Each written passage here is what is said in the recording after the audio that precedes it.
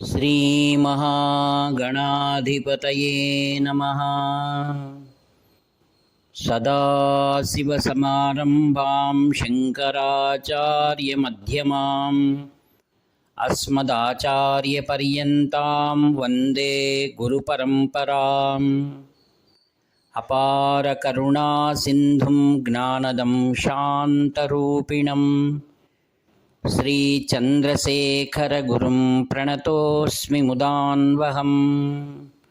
देवे देहे च देशे च भक्त्यारोग्यसुखप्रदं बुधपामरसंसेव्यं तं श्रीजयेन्द्रं नमाम्यहम्। नमामः शङ्करान् वाक्यविजयेन्द्रसरस्वतीं श्रीगुरुं शिष्टमार्गानुनेतारं सन्मतिप्रदं श्रीसत्यचन्द्रशेखरेन्द्रसरस्वतीस्वामिने नमः। सर्वमङ्गलमाङ्गल्ये शिवे सर्वार्थसाधिके शरण्ये त्र्यम्बके देवी नारायणि नमोऽस्तु ते। ఖ్యాతిగాంచిన శ్రీకాంచి కామకోటిపీఠమేలుచు ప్రజలకు ప్రీతితోడ జ్ఞానమార్గంబు బోధించి జన్మమెల్ల సఫలం చేయునో యతి సార్వభౌమ ప్రణతులొనరింతుని పాదపద్మములకు ప్రణతులొనరింతుని పాదపద్మములకు. ఆత్మీయులరా, జగద్గురు కాంచి కామకోటి పీఠాధిపతుల దివ్యమైన ఉపన్యాసముల మాలిక 18. అవి భగవద్గీతకు సమానం.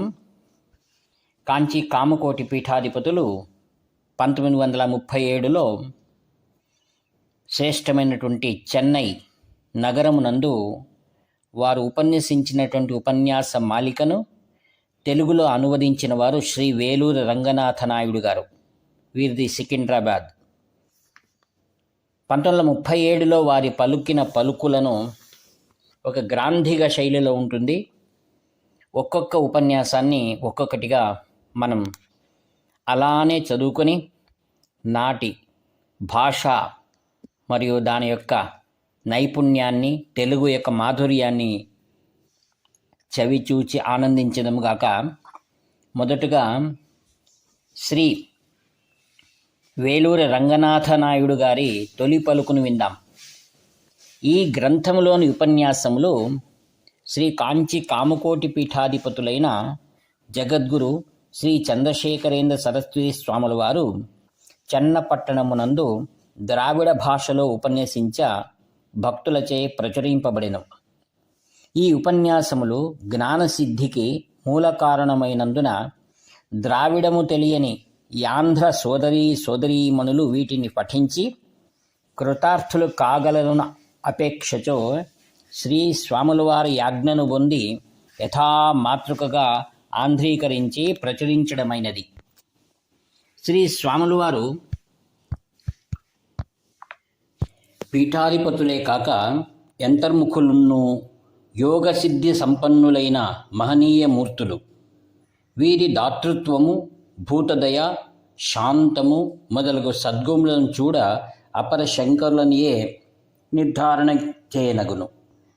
మరియు ఇటీవల కొన్ని మాసముల క్రిందట పాశ్చాత్య దేశీయులకు మిస్టర్ పాల్ బ్రంటన్ దొరగారు హిందూ మతాభిమానులై భరతఖండమెల్ల తిరుగుచు గ్రాన్నిష్టాపరులకు మహనీయుల అచ్చటచ్చట దర్శించుచు కడకు శ్రీ స్వాముల వారి సన్నిధిని చేరి జ్ఞాన సంబంధమైన అనేక విషయముల చర్చించి సంతుష్టాంతరంగులై శ్రీ స్వాముల వారి ఎడల అత్యున్నత భక్తి కలిగి ప్రవర్తించుచుండిరి.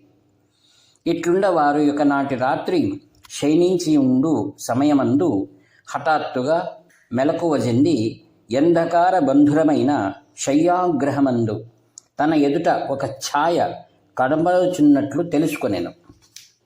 అంతలో ఆ ఛాయకు పరివేష్టించిన ప్రకాశమును గమనించినంతనే ఆ ఛాయ క్రమక్రమముగా శ్రీ స్వాముల వారి సాక్షాత్ స్వరూపమై స్పష్టముగా తన నేత్రములకు గోచరించి క్రమేణా యంతరించనని తాను వ్రాసిన గ్రంథ మూలకముగా తెలియజేసి ఉన్నారు. ఇందులోని వ్యాసములు 18 శ్రీ భగవద్గీత ఎందలి 18 అధ్యాయములకు తుల్యమైనవని భక్తి శ్రద్ధలతో చదివేడు పాఠకులే గ్రహించగలరు. వీనియందు శ్రీ స్వాముల వారు దయాళురై తమ ఆత్మానుభవములెల్లను ధారాళముగా వెదజల్లిరి. వీటిని పఠించు వారతి సులభముగా జ్ఞాన సంపత్తిని పొంది సద్గుణోపేతులై ప్రవర్ధిల్లి పరమేశ్వరుని కృపకు ప్రాప్తులై సకల శుభములు నొందెదరుగాక.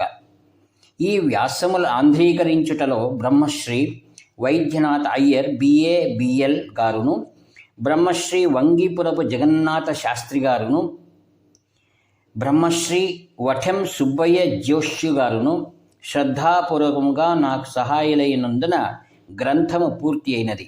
వీరలకు నా కృతజ్ఞతాపూర్వక వందనములు. శ్రీ స్వాముల వారి తెలుగు గ్రంథమును పరిశీలించి తమ పూర్ణ ఆమోదమును ప్రకటించుటయే కాక అనుగ్రహపూర్వకముగా ఉపోద్ఘాతము లిఖించి నన్ను ధన్యుని చేసినందులకు పునః ప్రణామంబులాచరించున్నాడను ఇట్లు విధేయుడు వేలూరి రంగధామ నాయుడు. ఆత్మీయులారా, ఈ యొక్క పూర్వపీఠిక మీరు విన్న తర్వాత మీలో ఆ నాటి కాలంలోని తెలుగు గ్రాంథిక భాష మరియు శ్రీ వేలూరు రంగధామనాయుడు మనకు చేసినటువంటి కృతజ్ఞతాపూర్వకమైన శ్రేష్టమైన పరమేశ్వర స్వరూపమైన శ్రీ చంద్రశేఖరేంద్ర సరస్వతీ స్వాముల వారి అమృత వాణిని గ్రంథస్థము చేసి మనకు అందించినందులకు మనం వారికి 1116 సాష్టాంగ నమస్కారములు తెలియజేస్తూ విరమిస్తాను. ఇట్లు మీ ప్రియతమ నేస్తము నివర్తి నాగభూషణ శర్మ 7483229249. ప్రతిరోజు ఒక్కొక్కటిగా మీకు నేను చదివి వినిపించేవాడను.